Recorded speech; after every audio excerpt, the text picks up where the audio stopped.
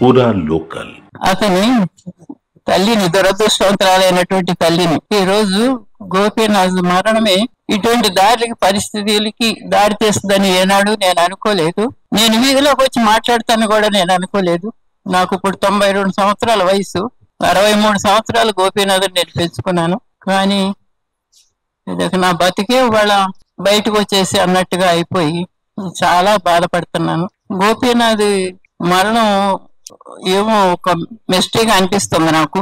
ఇట్లా సిక్ లో ఉన్నాడని చెప్పేసి హాస్పిటల్ అడ్మిట్ అయ్యాడని చెప్పి వెళ్తే, నేను గాని నాకు ఇంకో కొడుకు ఉన్నాడు వజ్రనాథ్ అని, అతను గాని హాస్పిటల్లోకి ఎంటర్ అవ్వకూడదు అనేటువంటి ఆర్డర్స్ ఒకటి గోపీనాథ్ ఇప్పుడు భార్య అనబడే సునీత ఆర్డర్స్ పాస్ చేసింది. ఆ లెటర్ కూడా ఉన్నది ఇప్పుడు.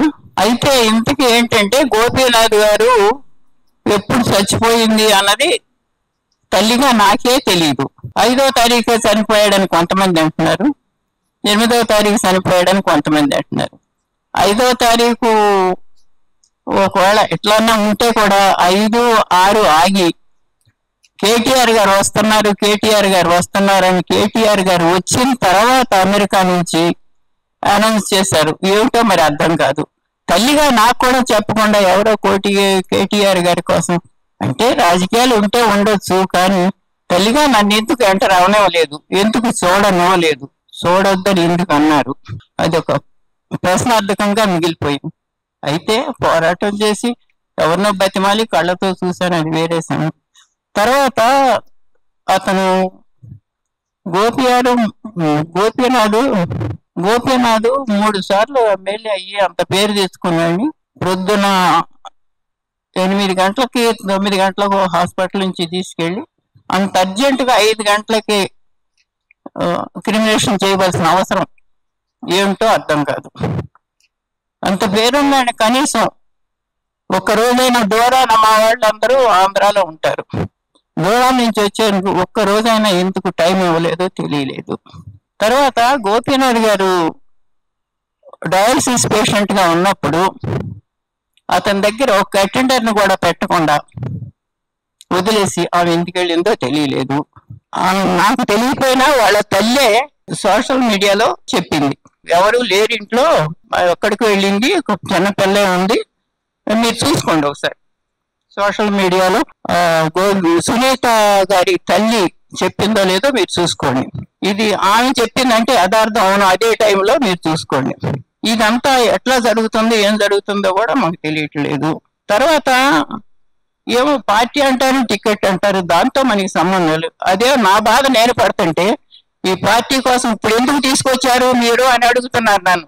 ఇప్పుడు తీసుకొచ్చిన విషయం కాదు ఇది. ఆస్తుల గురించి గోపీనాథ్ గారి లీగల్ సర్టిఫికేట్ కోసం 25 గోపీనాథ్ చనిపోయింది జూన్ లో. చనిపోయిన జూన్ 8వ తారీఖు గోపీనాథ్ చనిపోయాడని అనౌన్స్మెంట్ అయింది. 8వ తారీఖున 8వ తారీఖు నుంచి 25వ తారీఖు అప్లై చేసింది ఆవిడ. 4వ తారీఖు జూలై 4వ తారీఖు తెచ్చుకుంది లీగల్ సర్టిఫికెట్. ఆ లీగల్లో అసలు భార్య, కొడుకు, నేను ఎవరూ లేవు. పెండ్లైన భార్య, ఆయన పుట్టిన కొడుకు, నేను ఎవరు లేకుండా తను 3 బిడ్డల్లో పెట్టుకుని మేమే లీగల్ అని తెచ్చుకుంది. తెచ్చుకున్నప్పుడు మీరందరిని చూస్తున్నారు, వింటున్నారు, నేనేం చేయాలి? నాకు అక్కర్లేదు, నేను ఇంకా రేపో మాపో చచ్చిపోయే పరిస్థితుల్లో ఉన్నా, ఎందుకంటే ఏజ్ అయిపోయింది. అయితే ఆ చిన్న బిడ్డను ఏం చేయాలి, ఆవిడ ఏం చేయాలి? వాళ్ళు గోపీనాథ్ భార్య బిడ్డలు కాదా? ఎక్కడైనా నీకు డైవర్స్ అయ్యిందా? అవ్వనప్పుడు ఆవిడ ఎట్లా కనిపెట్టుకుని ఉంది కదా. దానికోసం నేను లీగల్ గా ప్రొసీడ్ అయ్యి వేసేసరికి ఎంఆర్ఓ మేము చూసుకొని క్యాన్సిల్ చేసేస్తామని చూసుకొని క్యాన్సిల్ చేసి కలెక్టర్ కూడా పంపాడు. కలెక్టర్ నుంచి ఆర్డీఓకి. ఇదంతా ఎప్పటి నుంచి జరుగుతుంది? ఆగస్టు 11th మాకు తెలిసి చేసాం. అప్పటి నుంచి జరుగుతుంది. ఇవాళ కొత్తగా వచ్చి నా మీద నిందలు ఏంటి? నాకు ఏ పార్టీ నాకు లేదు. నా కుటుంబమే నాకు కావాలి. ఆ కుటుంబం కోసం ఇన్నాళ్ళు కూడా నోరు మూసి కూరుకుని ఏం జరుగుతుంటే కూడా. ఎందుకంటే మొదటి భార్య మెడ్రాస్ లో ఉంటే కూడా ఆవిడకి అన్యాయం జరుగుతుంటే కూడా చూస్తా ఊరుకుంది. భార్య అని కాదు, నేనైతే పెళ్లి చేయలేదు ఎక్కడ. ఎట్లా చేస్తామండి? లేబర్ సరకుండా పెళ్లి ఎట్లా చేస్తాం మనిషికి? నేను పెళ్లి చేశానని ఇంకా ఏమేమో రకరకాల మాటలు మాట్లాడుతున్నారు. పెళ్ళడం జరగలేదు, ఏదో ఉన్నారు, దానికి ఏముంది? నేనే అసెప్ట్ చేయక చెప్పలేదు.